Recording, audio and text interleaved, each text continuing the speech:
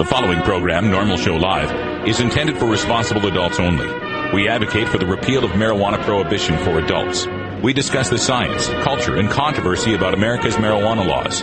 We do not advocate or encourage any illegal activity and advise all listeners to learn their state and federal marijuana laws by visiting NORML.org, NORML.org.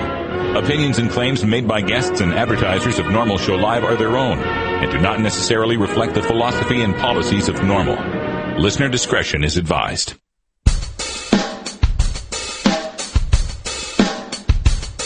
take a seed, you plant it, you grow it, you dry it, you roll it, you smoke it. You take a seed, you plant it, you grow it, you dry it, you roll it, you smoke it, and it goes down smooth. Hey! Spanning the continent to bring you the truth about cannabis and marijuana law reform. I smoke pot and I like it a lot. From the promise of legalization. And I think we need to rethink and recriminalize our marijuana laws. To the agony of prohibition. One major responsibility is to encourage people to use less drugs. The National Organization for the Reform of Marijuana Laws presents NORML Show Live, Marijuana Nation.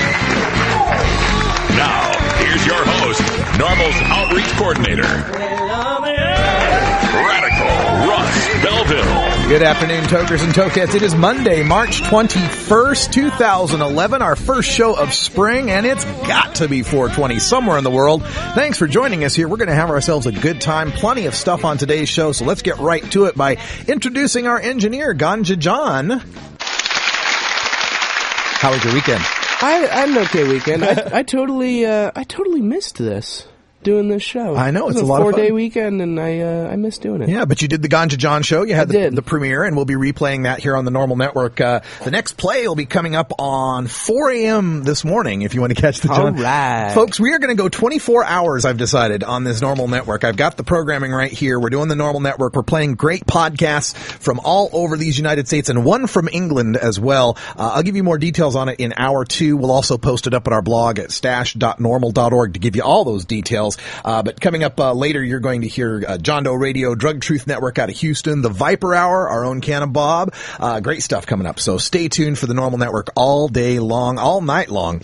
Also joining us from our virtual studio in beautiful Grastoria, Oregon is the lovely Cannabis Carrie. Happy spring, Carrie. I got to turn you up a little bit on my computer. I think I turned my volume down or something. Here it is. It was only halfway up. There we go. Okay. Can you hear me now? We got you. I was in Missouri. I'm showing off my Missouri Tigers T-shirt that I got. So every college town I go to, I always try to get the college team, shirt just to, to represent, I guess. So, good weekend for you? Because you don't have enough T-shirts. Yeah, that's right. How was the weekend in Astoria? Oh, it was just gorgeous out here. We had a pretty busy weekend, but it's a busy season. We're gearing up for a really busy next few months, and NORML Show Live is going to be part of all that. Oh, yeah, we're going to have a good time. And it was interesting. I was in Columbia, Missouri all weekend, and they were all apologizing. They say, oh, we're sorry you came when it was such bad weather. It's like rainy and 50. It was like rainy and 50 all weekend. I'm like, you mean like Portland from May to October, October to May, Sometimes May to May. Sometimes May to May. Yeah, I felt right at home. I'm like walking outside. Everybody else got umbrellas up and stuff. I'm just like, hey, this is great. It's nice. We got a good show for today. We got some breaking news coming on today's show. At 1:30, we are going to be speaking with Dr. Molly Fry and Attorney Dale Schaefer, very prominent medical marijuana providers in the state of California. Very high-profile case.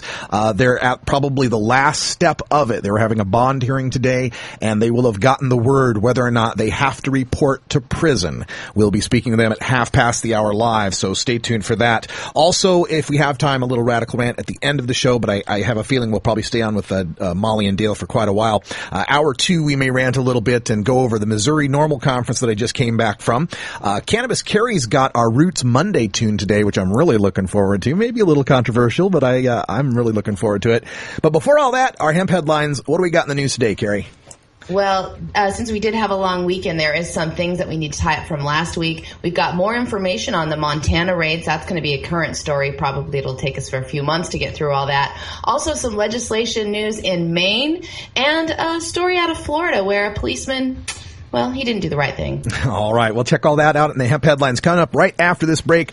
Check out our advertisers. Make sure that you help them support NORML Show Live, and check out all the shows on the NORML network that we'll be playing throughout the day. You're going to learn about marijuana, cannabis law reform all across this country. We are the Marijuana Nation. Right back after this. You're listening to NORML Show Live, the voice of the Marijuana Nation.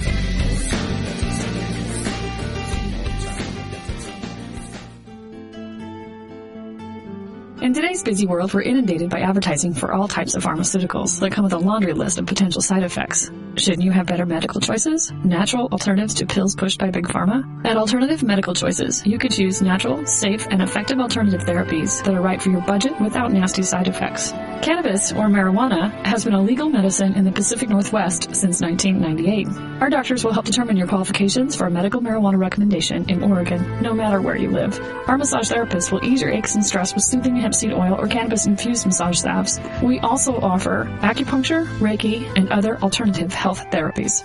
Call Alternative Medical Choices in Portland, Oregon at 503-288-5579 or visit our website at www.altmedchoices.com. We specialize in out-of-state recommendations. That's www.altmedchoices.com or call 503-288-5579.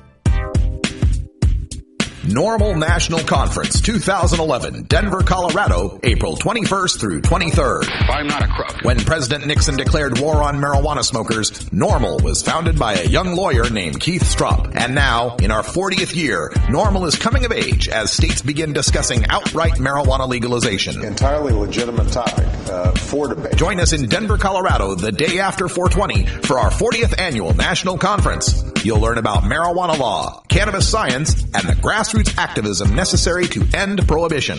Set in the Mile High City, America's cannabis capital. Special guests include medical marijuana pioneer and Harvard Emeritus Dr. Lester Grinspoon, U.S. Congressman Jared Polis, and NORML founder Keith Strop. NORML National Conference 2011, coming of age in Denver, Colorado, April 21st through 23rd. It's the true Rocky Mountain High.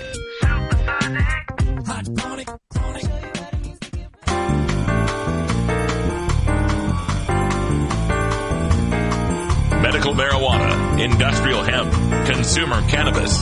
It's time for this week's NORML News with Cannabis Carrie.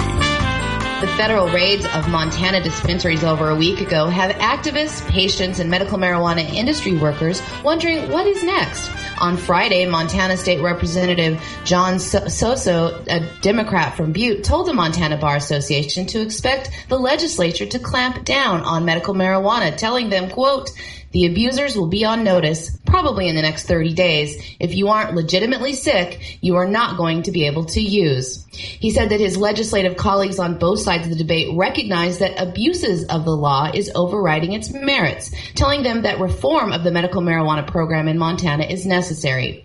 Sesso also said, quote, "The word is out that the federal government is not going to make medical marijuana a low priority, but will enforce the law as it is intended, as a Tier 1 drug subject to prosecution." Representative John Sesso is the House Minority Leader and spoke to the lawyer group in Butte, telling them that he anticipates significant reform, but not an outright repeal of the 2004 Medical Marijuana Act. The Montana legislature has been tinkering with a number of bills that would restrict the 2004 Montana medical marijuana law, such as making it illegal for felons to become caregivers, not allowing those on probation to use medical marijuana, and restricting the qualifying conditions and prohibiting doctors from having any financial ties to the medical marijuana industry. Cecil points to the explosion in patients that are enrolling in the program as a sign the program is no longer working as it was intended. He said that the thousands of patients that signed on to the program in 2010 that cited vague health problems should begin to prepare to no longer have legal access to medical marijuana. Cecil says that even his current report on the state of medical marijuana will be obsolete this week due to all the changes and the speed at which the legislator is taking on reforming the medical marijuana program. So now is a great time to contact your representatives if you live in Montana. We will be watching closely and keep you updated. I'm always stunned when I hear these people complain about the explosions in patient registries. You hear it in Oregon too. Oh my God, there's so many patients. Oh my God, there's so many people signing up for medical marijuana. Well, stop and think about this for a second, folks. Imagine that you were a person living in pain, right? And, maybe it's pain that is all the way to the excruciating level, where you'd rather die than live through this pain. Or maybe it's just the occasional aches and pains. Maybe it's just a headache. Maybe you're somewhere on that spectrum. Regardless, let's just say you're living your life in pain. And then suddenly someone comes out with a drug that you could take that didn't cause severe side effects, didn't stop up your bowels, didn't cause you to become foggy-headed or really impaired to much of a perceptible degree, that kind of lifted your mood and at the same time reduced your pain, gave you an appetite and made you feel social and want to hang out with people. Wouldn't you expect this to be hailed as a miracle drug, and wouldn't you expect thousands of people to want to go for it? I mean, if this were something being marketed by Merck or Pfizer and they were able to make those kind of claims, you'd expect their profits and their sales to go through the roof, wouldn't you? But that's what's happening with medical marijuana. The fact that there are so many people on the program doesn't show that there's too many people on the program. It shows there's too few people on the program, if you ask me. When you look at any state and how many people are living with pain in a state, we're talking, I think it was the Centers for Disease Control did a study and found that 26% of the American adult population is suffering from some form of chronic pain. And we think that, 20,000 patients is too many, or 30,000 is too many, or 40,000 is too many. No, it's too few. We should have more and more people using medical marijuana. It should be a medicine of first resort. I had the opportunity to learn from Michael Kravitz this weekend in Missouri, and he talks about how he looks through the U.S. pharmacopoeia back in the late 1800s and the early 1900s, and cannabis was used as a medicine of first resort because the doctors figured, look, it really can't hurt you, so why not try it? Let's throw cannabis at it. Let's see what it does. And if it doesn't work, we're really not that much harm because it didn't really hurt anything, so we might as well have tried it. It was a medicine of first resort. I'm so sick of this idea that too many patients is a problem. And finally, this idea that if you're not legitimately sick, we're going to clamp down. And if you're not legitimately sick, I mean, what is this, like the DMV? We're going to have a little government bureaucrat sitting in a cubicle. Next! Yeah, I feel awful. All right, you're sick enough. Go ahead. Next! Oh, my back hurts. I'm sorry, you're not sick enough. Don't we have a profession for that called doctors that do this, that are trained in major schools, that figure out who's really sick and who's really not? Let's not let government try to determine who the sick people are. Let's let the doctors do it, and let's get medical marijuana to more people, not fewer. And last week, the verdict was in for a Spokane, Washington man who opened the first medical marijuana dispensary in the state. A jury rejected the arguments by Scott Shoup's lawyers that the state's broad interpretation of the state's medical marijuana law means that dispensaries can supply authorized patients provided they serve just one patient at a time. The jury convicted Shoup on multiple drug trafficking charges. Spokane police had put their enforcement actions on hold, awaiting the outcome of this trial, and many advocates in the state fear that this conviction will trigger more raids on the state's widely expanding dispensary industry. Legislators in Olympia have been working on a bill that would clarify the medical marijuana laws and specifically allow dispensaries, but the bill has not come soon enough for Scott Shoup. The new bills to clarify the law will change the current way that the law is being enforced, which is differently from county to county if the bill passes. As it is the current practice of many Washington state dispensaries, Shoup and his partners at the Spokane dispensary would write down the time of each transaction to note when they were providing the care through the sale of marijuana. They would also verify that each patient had a valid license for marijuana and double-check those records with the medical clinics that issued the authorizations. The key to the case is the language regarding the sale of marijuana from a care provider, according to defense attorney Fran Sikotovich, who argued the law allows dispensaries to essentially become the care provider for the limited time when they sell to each licensed medical marijuana patient.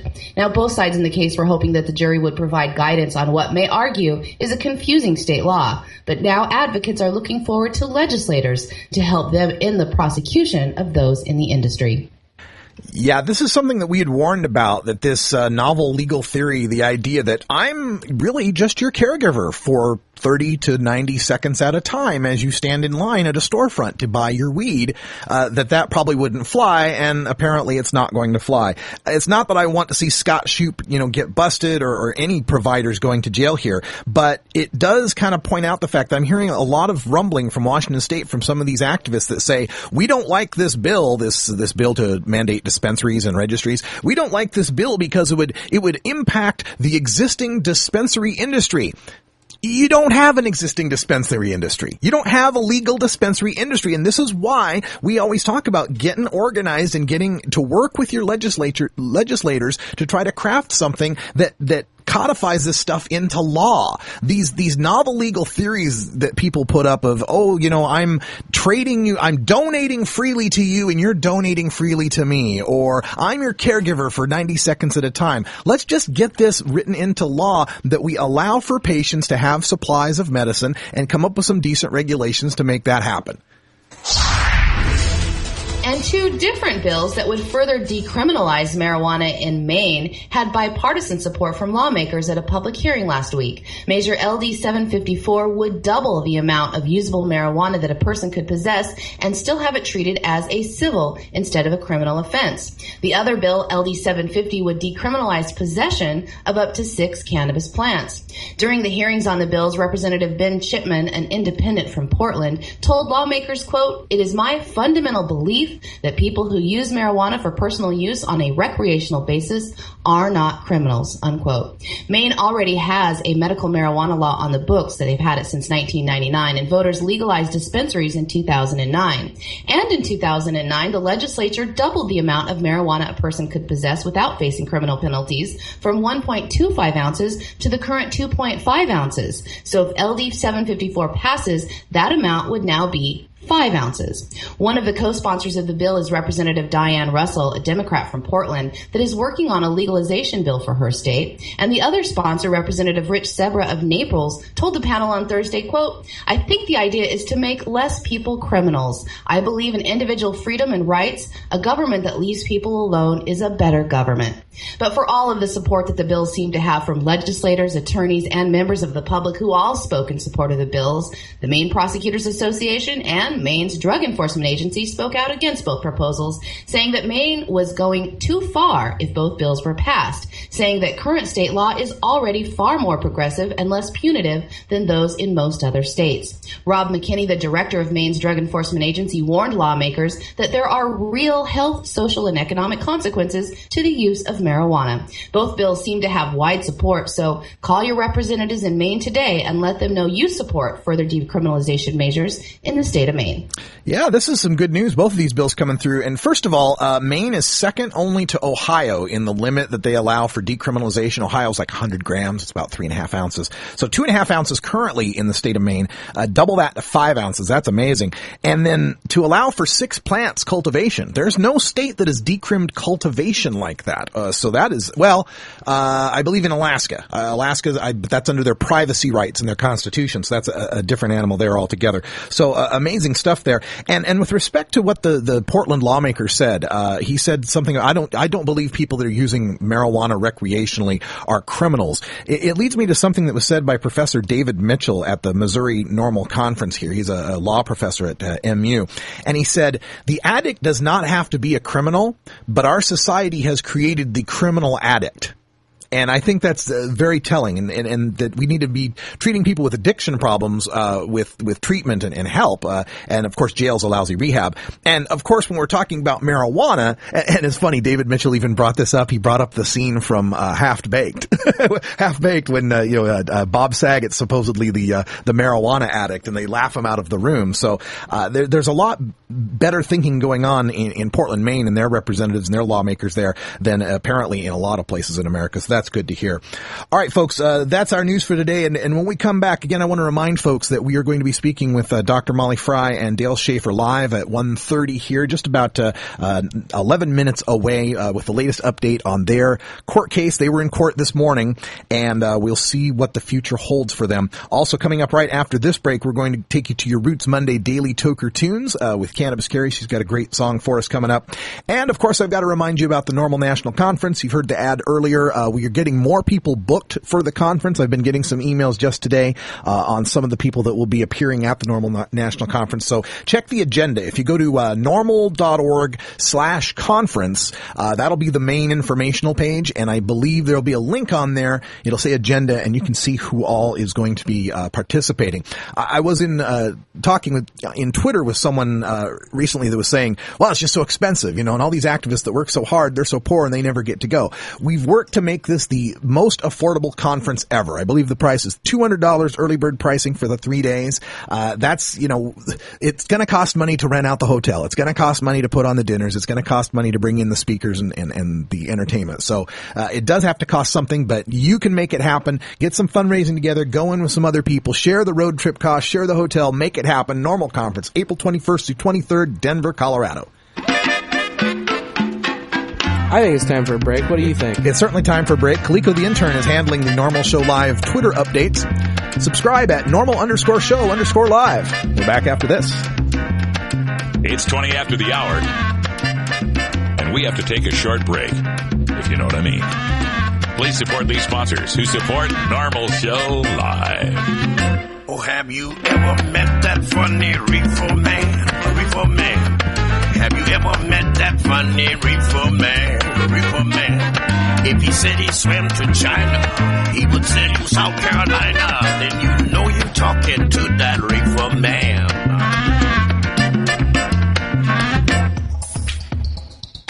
High in the Rockies, for the first time ever, High Times is hosting the Medical Cannabis Cup in the Mile High City, Denver, Colorado. Come to the High Times Medical Cannabis Cup. There'll be cultivation seminars with High Times editors Danny Danko and Nico Escondido, plus other experts and cannabis celebrities. Attend activism seminars with leaders of the medical marijuana movement, including advice on how to start your own cannabis business. Meet industry leaders in medical cultivation, hydroponics, smokable glassware, hemp products, dispensary supply, cannabis accessories, and more. Plus, Medical Cannabis Cups will be awarded to the best indicas, sativas, concentrates, and edibles entered by legally operating medical marijuana dispensaries and growing collectives. And don't forget Saturday night when the Medical Cannabis Cup will host the extravaganza with surprise musical guests. The High Times Medical Cannabis Cup, April 2nd and 3rd, 2011 at Exto in Denver, Colorado. Visit medcancup.com for details. Be part of the growing cannabis industry. Come to the High Times Medical Cannabis Cup in Denver.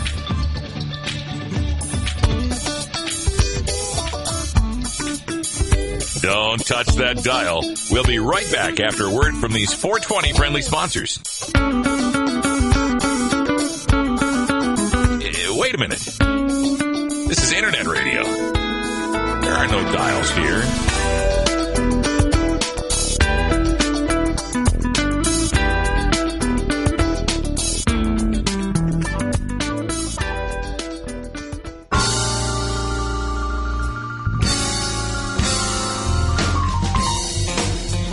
It's time for your daily Toker Tunes, the best in 420 friendly music from all genres that uplifts, entertains, and informs the public. Today we bring you tunes for Roots Monday, our celebration of the music that evolved into the popular modern music of today. We pick the best of blues, country, folk, and jazz with a 420 feel and serve it up for you every Monday. Brought to you by Cannabis Carrie in Astoria, Oregon, and CannabisFantastic.com. If you'd like to submit your song to be played on NORML Show Live, send it to us at stash@normal.org. Now here's some more great independent marijuana music for today's Daily Toker Tunes. Oh, if you listen to the show for any length of time, you know that me and some of the religious people go around sometimes, so I'm leaving this one completely up to Carrie.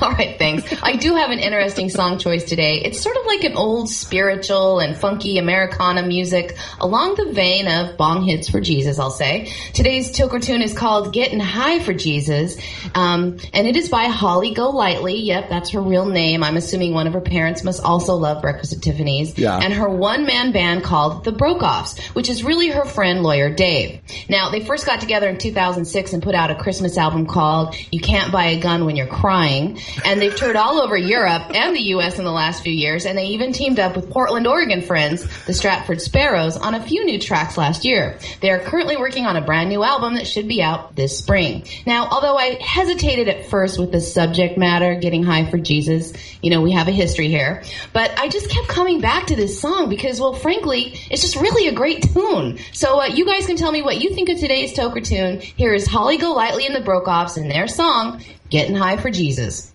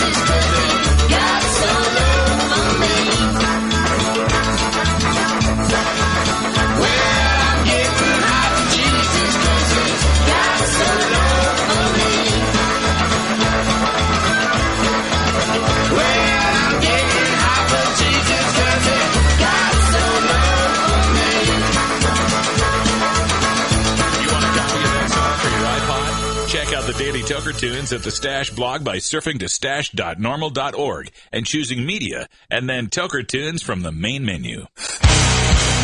Starfish Designs, makers of the original Gandalf. I'm Radical Russ, and when I want to relax, I always have my 17-inch long original Gandalf from Starfish Designs nearby. The hand-blown borosilicate glass is strong and easy to clean, and the design is sleek and sophisticated. Starfish Designs are available from Bend, Oregon at a glass retailer near you. For locations, call 541-788-GLASS. That's 541-788-4527. USVI normal go broke down barrier. Herb is medicine to broke down barrier. Boost the economy and broke down barrier. It's helping other states broke down barrier. Cannabis for legalized to broke down barrier. Join and speak your voice broke down barrier. We gonna change the law broke down barrier. We got to educate broke down barrier. Yeah, this is Nayora, you know, bigging up USVI normal. Working to legalize cannabis, you know, for the whole of the Virgin Islands. USVI NORML is a non-profit organization working to legalize cannabis for the use by the industries and responsible adults. Do your part. Join USVI NORML. Register to vote. Pass the word. Voice your opinion. You can change the law. Contact us for more information at 340-244-9179. You can also visit our website at www.usvin. Just say no. No matter what you call it, it's a huge part of popular culture. Where'd you learn that, Geek? Drug school. You don't need weed school. You just need a copy of the new book, Pot Culture, the A to Z Guide to Stoner Language and Life. Hey, this is great, man. Even if you never smoked marijuana. I never used marijuana. Sorry. Don't think you smoked marijuana. I experimented with marijuana a time or two and didn't inhale. Or you used to smoke marijuana. I inhaled frequently. That was the point. Pot Culture by former High Times editor Steve Bloom and Shirley Halperin will answer every question you ever had about marijuana culture. Has that marijuana made it back up here yet? Check out Pot Culture, the A to Z Guide to Stoner Language and Life at Amazon.com or visit potculturebook.com today. Too bad, man. I just stopped smoking yesterday.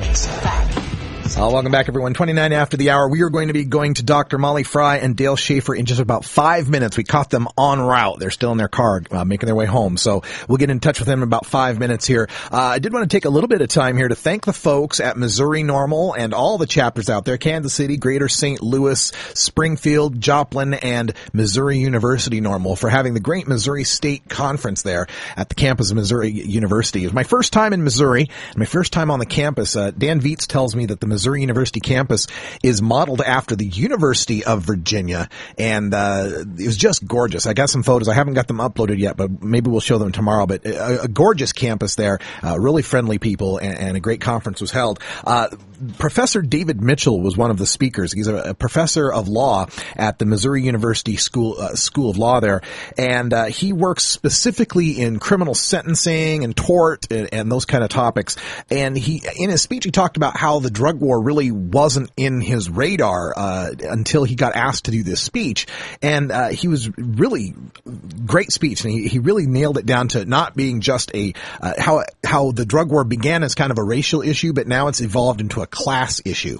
It was very interesting. He referenced the book, and Michelle Alexander, I think is the woman's name, who wrote the book, The War on Drugs, The New Jim Crow, that basically explains how the war on drugs has accomplished the same thing Jim Crow laws did. It managed to get black people into the system. It managed to keep them from voting. It managed to lock them in jails. It managed to take their property. It managed to keep them second-class citizens so that they couldn't get, the jobs other people could get, couldn't get the housing other people could get, couldn't get the benefits people could get, disenfranchise them so they can't vote, right? All the things Jim Crow did, the war on drugs does now.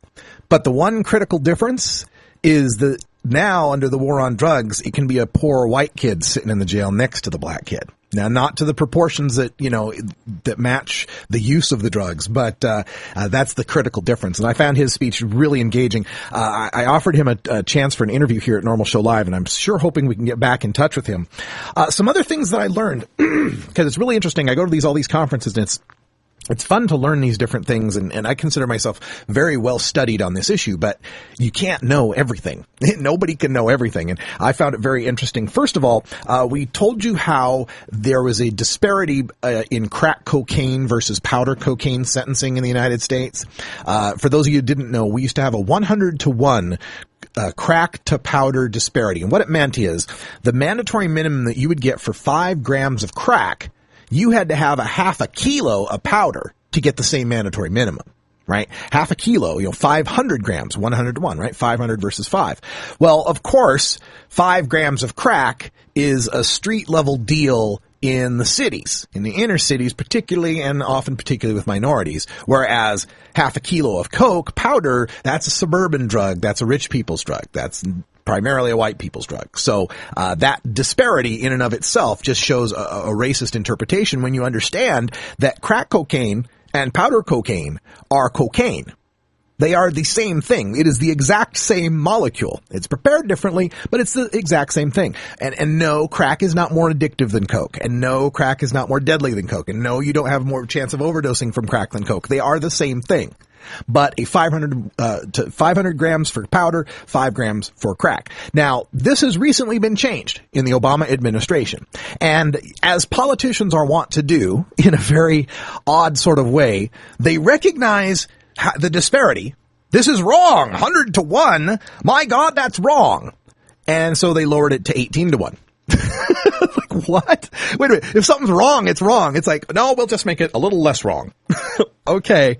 That's the compromise they came up with, 18 to 1. Well, since that has happened, since the federal government now has an 18 to 1 crack powder disparity, Missouri is the state now with the highest crack powder disparity in their law. Missouri state law, 75 to 1 disparity. Takes 75 times the amount of powder cocaine in Missouri to trigger the same mandatory minimum as 1 gram or 1 unit of in crack. So there's that. But on the flip side, another interesting thing I learned about the state of Missouri. Missouri is one of the states with the best instant reenfranchisement of felons. Now, a lot of people think that anywhere you live in the United States that you can't vote if you're a felon. And that's not true. In many states, you get your rights back as soon as you complete your sentence, or at least if you've petitioned to get your enfranchisement back in some circumstances. There's only a few states that disqualify you for life as a felon. I think Florida is one of them.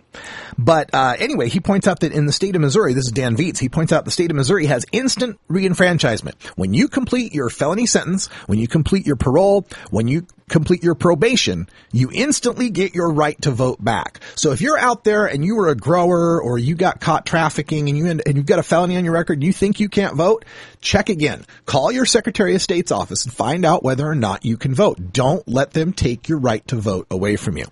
All right, we're going to give it another chance to get in touch with Dr. Molly Fry and Dale Schaefer. It's Normal Show Live. We'll be right back after this. High as a kite, everybody.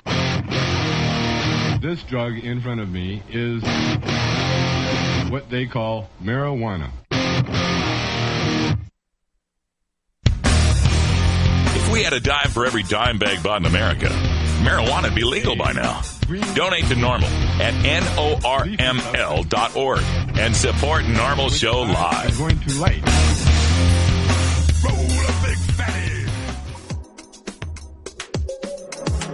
This is Normal Show Live. We're locking up people that take a couple of puffs of marijuana, and the next thing you know, they got 10 years. They've got mandatory sentences, and these judges just say, they throw up their hands and say, there's nothing we can do. There's mandatory sentences. We've got to take a look at what we're considering crimes. When the Reverend Pat Robertson from television's The 700 Club criminalizing marijuana, criminalizing the possession of a few ounces of pot and that kind of thing. I mean, it's just makes more sense on the marijuana issue than the president, the Congress, and the Supreme Court. It's costing us a fortune, and it's ruining young people. The young people go into prisons, they come out, they go in as youths, and they come out as hardened criminals, and it's not a good thing. You know we're winning.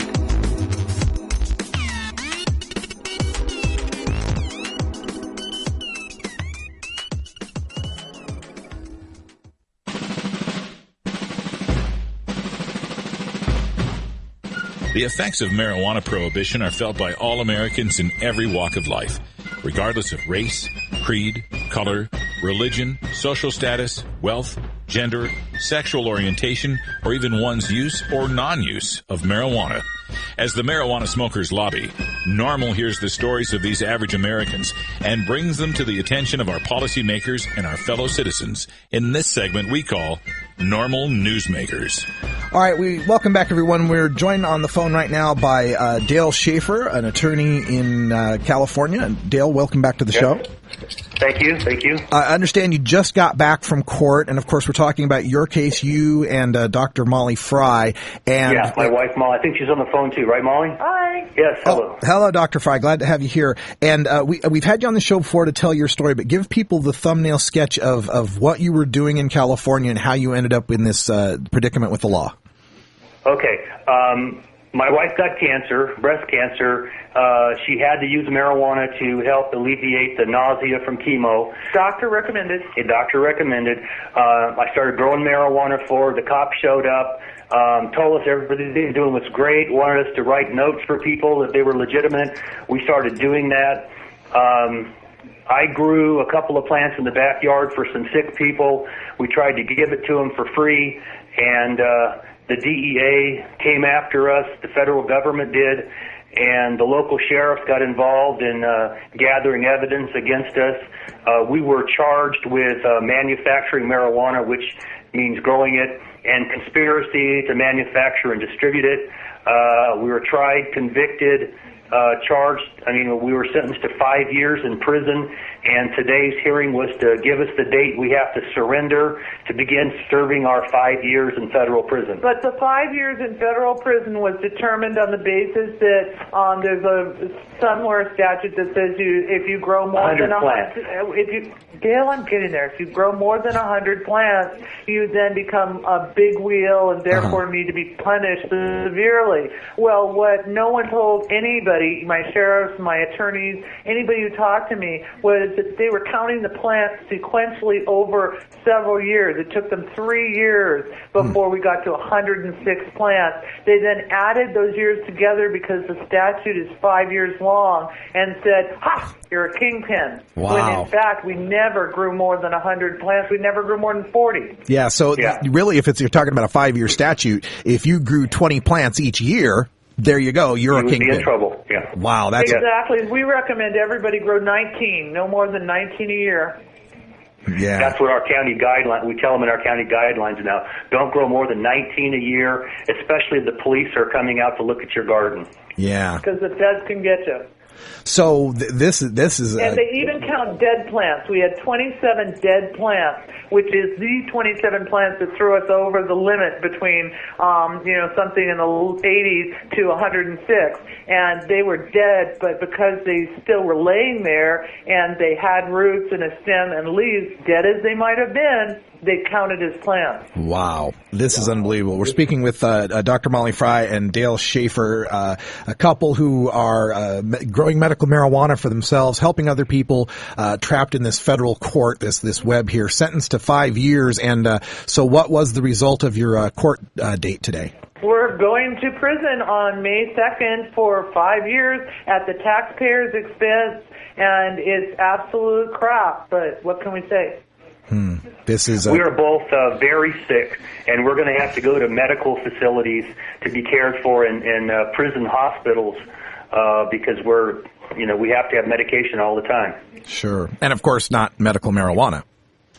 Oh, no, we haven't been able to use medical marijuana since we were arrested in June of 2005. Yeah, my husband takes over $2,000 a month worth of drugs right now, narcotics, rather than the small amount of marijuana I used to feed him every day. When they took his marijuana away, they had to put him on to $2,000 a month of narcotics just to keep his pain away. Yeah. And of course, when you're in the trial and when you're in the sentencing and all of these hearings, there is no such thing as medical marijuana. You're just... Oh, absolutely not. We couldn't call our patients. They were clients, and we were portrayed as major West Coast drug dealers. It was just outrageous. We couldn't use the word medical with marijuana, even though we snuck it in and here and there. And I wasn't allowed to be a doctor prescribing medicine. I was a doctor who was scamming the system and signing notes. Yeah, they portrayed it all as I examined every patient and had notes to prove I'd examined every patient, had medical histories and documentation from other doctors on every patient. They wouldn't let any of that in to defend us. Yeah, and of course, this happening all in the context of a state that is perfectly fine with what you're doing. The people, the voters there have approved it, and if it weren't for the feds butting in on this situation, you would be treating yourself with cannabis and probably living a wonderful life here. But now you're facing 5 years in a prison with people who have really hurt people, and this is just wrong. Well, it's hypocrisy is what it is. California passed medical marijuana statute in 1996, Prop 215, which authorized all of this. In 2004, the governor signed legislation called SB 420, which clarified this, allowed collective cooperative grows. We were one of the premier physicians in the state writing these notes, and the federal government and the Eastern District of California got a hair up their butt that they wanted to take us out, and that's exactly what they did. They took a doctor and a lawyer down, and we're going to prison for 5 years because we dared to help sick people with marijuana. And the point was, it was a perfect storm. Dale decided to become political because no one was listening to us, so he ran for district attorney. I became what I was, a professional who could then speak to an area of medicine with a degree of, knowledge. Credence. And so I started testifying for the medical marijuana patients. All the juries were going out and being back 15 minutes later and saying, the doctor says it's safe. What the hell are you bringing him into jail for, court for? And so, they got, my husband was a political threat. I was a court threat, which they hate to lose in court. And we were advertising openly. We were not hiding anything. We were telling people it was their right. It was a plan. God made the plan, and they should heal themselves. And we were supporting them in taking control of their own medicine, which threatened the pharmaceutical companies. Yeah. And you get that many big, strong, powerful people threatened, and you eat shit. Yeah, apparently so. And Dr. Fry, both you and Dale are, professionals, right? You're licensed professionals. You got your law license, you got your doctor's license, right? Absolutely. Yeah. And I have a law license, yeah. We were licensed professionals. And we were trying to help, and we did things like we had 6 points of identification for the cops on the piece of paper we gave people. It had signatures that were notarized, and it had, all the signature of the person, the thumbprint of the person. We did everything we could to help the cops identify legitimate patients. But none of that mattered. It just mattered that we were a thorn in their side. And, now going forward from this, I'm in the process of building a website called freedocfry.com. And I'm hoping, I've got a letter to the president there that will also go to the attorney general. And I'm hoping that I'm going to write a prison blog while I'm in prison, and my husband is too. And we're also asking for donations in exchange for T-shirts, Doc Fry T-shirts. But we're just trying really hard to keep this family together during the 5 years that we're gone, and to hopefully shorten that term. I mean, a year is one thing. 5 years is something really bad. Yeah. We have 5 children, 2 grandchildren with another grandchild on the way due in October. And so the federal government's onslaught here has basically bankrupted us, but we have to provide for these children. And we're going to be gone for 5 years. What are we supposed to do? We've got kids that have to be taken care of here, and the government really doesn't seem to care about that. Yeah, 5 years ago, my 3 children were all college bound, and now I can't even afford to send them to community college. Yeah, this is the government that tells us we need to keep marijuana illegal, and we can't have medical marijuana because what about the children? Oh my gosh, what about the children? Well, here's children not able to go to college because you want to lock their parents and grandparents up. It's insane. Well, it's more than insane. It's more than insane. There is no way you can look at this without wanting to vomit because, cannabis has never killed anybody. It's non-toxic, but you can pull the alcohol you want and get sick and stupid. And die. And pharmaceuticals, every one of them is a poison that can kill you. Cannabis is a medicine that's non-toxic, not a poison. You can't die from it. And we were trying to get people legal and treat them. And this plant's been used for 5,000 years for medical purposes.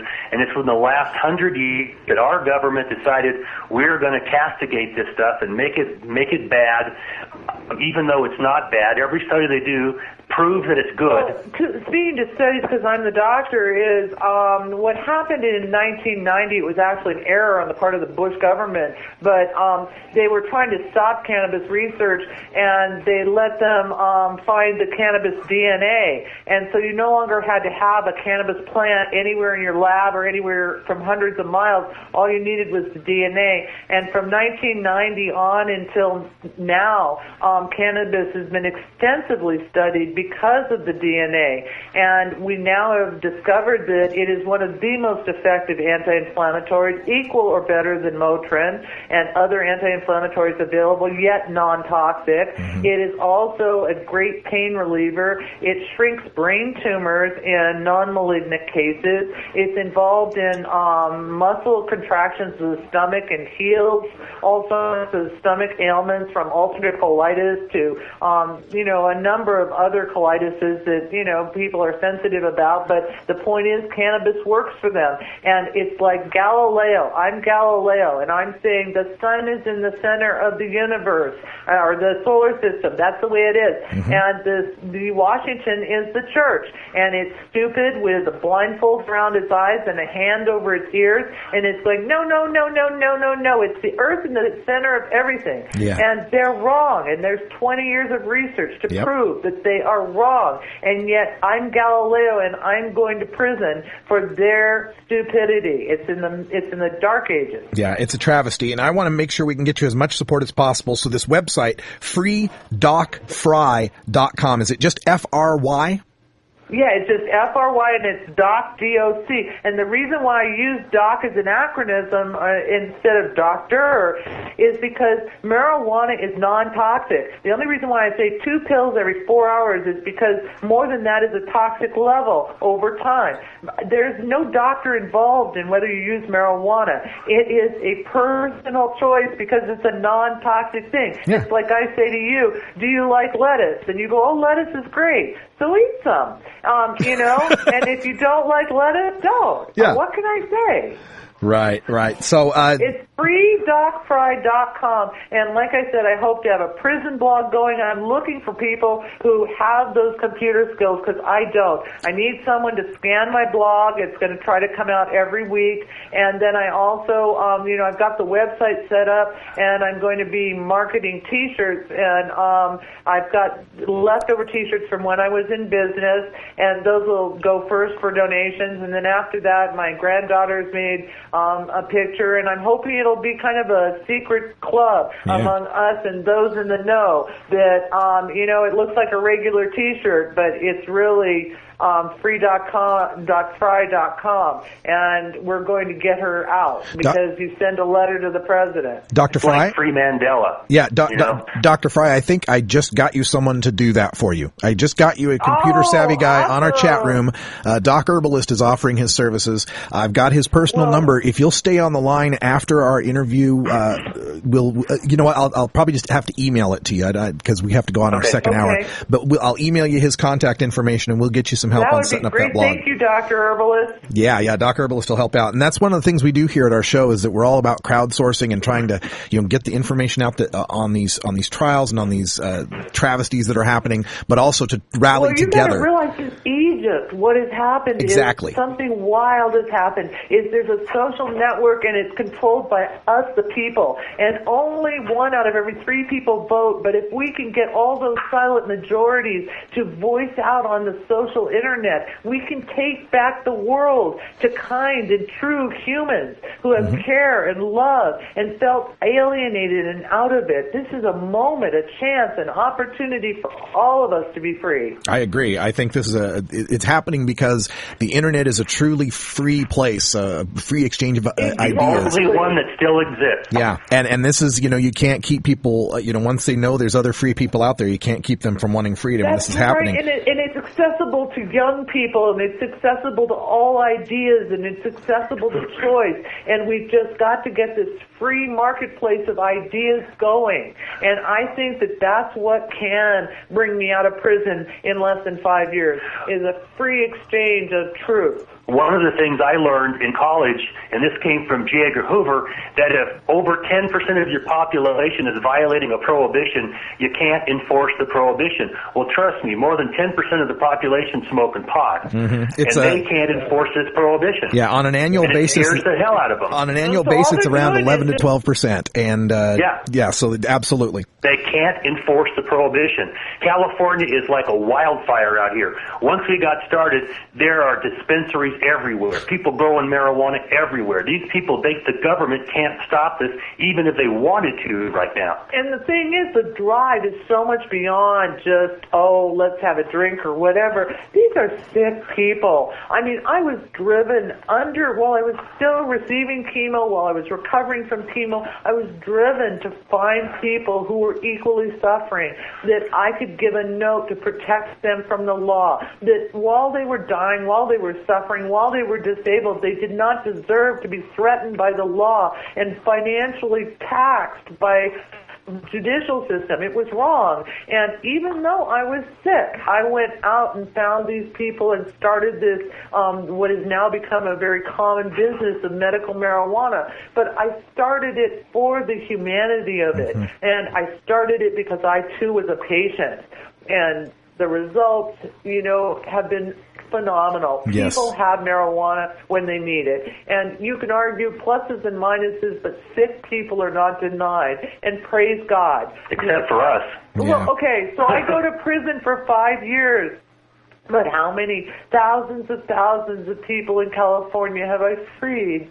Yeah, absolutely. We're speaking with Dr. Molly Fry and Dale Schaefer, who are facing, like you heard, 5 years in prison. What is the date that you have to report?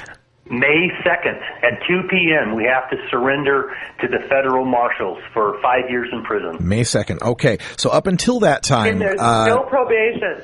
And then, of course, still probation after that. Is there, I guess the only thing you have left here is to ask for a presidential pardon, I would think.